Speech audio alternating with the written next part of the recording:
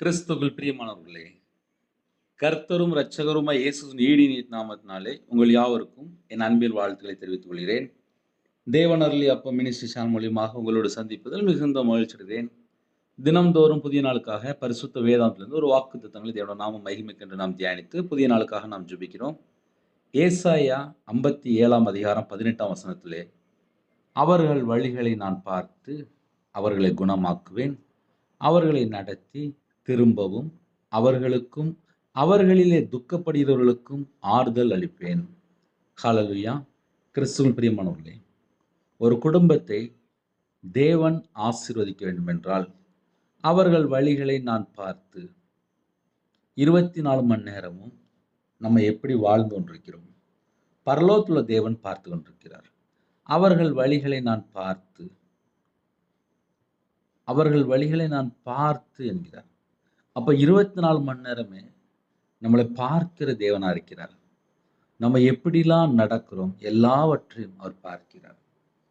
அவர்களை குணமாக்குவேன் என்கிறார். முதல் பாயிண்ட் என்னன்னா, அவர்கள் வழிகளை நான் பார்த்து அவர்களை குணமாக்குவேன்.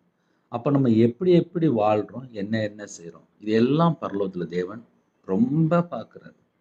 அதை பார்த்து தான் குணமாக்குறாரு.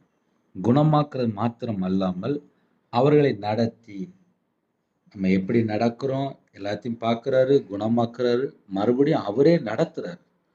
அவர்களை நடத்தி திரும்பவும் அவர்களுக்கும் அவர்களிலே துக்கப்படுகிறவர்களுக்கும் ஆறுதல் அளிப்பேன். நம்முடைய தேவன் எப்படிப்பட்ட தேவன் அப்படின்னா, ஆறுதல் அளிக்கிற தேவன். ஆறுதல் அளிக்கிற தேவன் நம்ம கூட இருக்கும்போது நம்ம குடும்பம் ஆசீர்வாதமா இருக்கும்.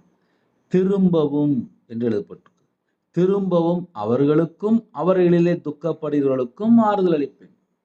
ஒருவேளை நான் கர்த்தரை விட்டு தள்ளி போயிட்டேன், என் வாழ்க்கையில பல காரியம் இருந்துச்சு, என்னை மறுபடியும் கர்த்தர் சேர்த்து கொள்வாரா, மறுபடியும் என்னை கர்த்தர் குணமாக்குவாரா, மறுபடியும் நான் கர்த்தர் பக்கம் வரணும்னு சொல்லி ஆசைப்படுறேன், என்னை மறுபடியும் தூக்கி எடுப்பாரா அப்படின்னு சொல்லி ஒருவேளை யாராவது இன்னைக்கு இணைந்திருந்தால் அழகா சொல்றார்.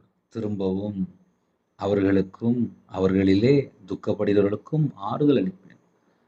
ஆறுதல் அளிப்பேன். அதே நேரத்தில் நம்ம என்னென்ன செய்ய போகிறோம் எல்லாமே பார்த்துட்டு இருக்கிறாரு. கர்த்தரை குறித்து பயம் இருந்தால் போதும், நம்ம குடும்பம் ஆசீர்வாதமாக இருக்கும். அவர் நம்மளை மீட்டெடுத்தவர், உலக ரட்சகர், நம்ம மேலே அன்பாக இருக்காரு, நம்ம மேலே பாசமாக இருக்காரு. எத்தனையோ முறை கர்த்தரை விட்டு தள்ளி போகும்போதெல்லாம் நம்மளை மறுபடியும் மீட்டெடுத்தாரு, நம்மளை ரட்சிக்கிறாரு, நம்மளை குணமாக்குறாரு, நம்ம மேலே அன்பாக இருக்காரு. அவரோட அன்பை நாம் புரிந்து கொண்டாலே போதும், உலகத்தில் எந்த ஒரு காரியத்திலையுமே நம்ம சிக்கி கொள்ள மாட்டோம். அவர்கள் வழிகளை நான் பார்த்து, அப்போ நம்ம என்னெல்லாம் செய்ய போகிறோம் எல்லாமே இன்னைக்கு பார்ப்பாரு. இன்னைக்கு மாத்திரம் இல்லை, லைஃப் லாங் நம்ம மேலே அன்பாக இருக்காரு. தகப்பன் பிள்ளை பார்க்க தான் செய்வார். நம்ம அவர் பக்கம் மனம் திரும்புறது நம்ம வேலை. அவர்களை குணமாக்குன்னு சொல்லி முடிச்சிட்டாரு. அவர்களை நடத்தி, அப்போ 24 மணி நேரம் கையை பிடிச்சி கூட்டு போவார். அவருடைய பதவியில் அர்ப்பணிப்போம். இந்த நாளிலும் ஆறுதல் அளிப்பேன் என்ற ஒரு வாக்குத்தத்தம். ஹல்லேலூயா. எந்த சூழ்நிலை இணைந்திருக்கிறீங்களோ தேவனுக்கு தெரியும். ஆறுதல் அளிப்பேன். உங்கள் குடும்பத்துக்கு கர்த்தர் ஆறுதல் அளிப்பேன் என்கிறார். ஹல்லேலூயா. புதிய நாளுக்காக ஜெபிப்போமா? கண்களை மூடி நாம் ஜெபம் செய்வோம். கிருபை மகிமை அந்த பரிசுத்தமுள்ள நல்ல தகப்பனே, நன்றியோடு துதிக்கிறோம்ப்பா. இந்த நாளைக்கான சில கிருபைக்காக நன்றி. எல்லா குடும்பத்தையுமே உங்களுடைய கரத்தில் அர்ப்பணிடும். இந்த நாளிலும் எந்த சூழ்நிலையில் இணைந்திருக்காங்களோ கர்த்தர் அறிவிங்க.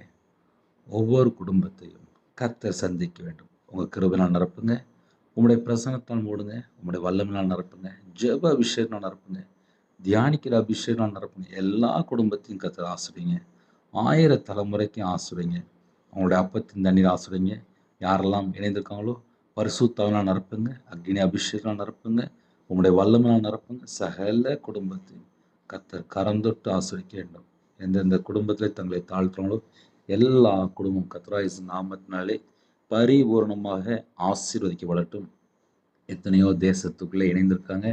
அவங்களோட வாழ்க்கையிலே எந்தெந்த காரியத்திலே கர்த்தரை விட்டு தள்ளி போயிருந்தாலோ எல்லா குறைகள் குற்றங்கள் எல்லாவற்றையும் மன்னித்து மறுபடியுமாக ஆறுதல் அளிப்பேன், குணமாக்குவேன், நான் அவர்கள் வழிகளை பார்த்து என்று சொன்னீங்க ராஜா. நீங்கள் தான் எங்களை நடத்த போகிறீங்க. உங்களுடைய கரத்தில் அர்ப்பணிக்கிறோம். இந்த நாளை எங்களுக்கு ஆசீர்வதித்தாங்க. உமக்கு பிரியமானபடி வாழ எங்களை தாழ்த்தி அர்ப்பணிக்கிறோம். எல்லா குறைகள், குற்றம் எல்லாவற்றையும் மன்னித்து உங்க பிள்ளைகளை ஆசீர்வதிங்க. 1000 மடங்கு அப்பா மனப்பூர்வமே ஆசீர்வதிங்க. உங்க நாம மகிமைப்படட்டும். உம்முடைய கரத்திலே ஒவ்வொரு குடும்பத்தையும் அர்ப்பணிக்கிறோம். துதி கன மகிமை எல்லாம் ஒருவருக்கே செலுத்திடுவோம். இயேசு கிறிஸ்துவின் பிதாவே ஆமென். தேவனுக்கே மகிமையுண்டாவதாக.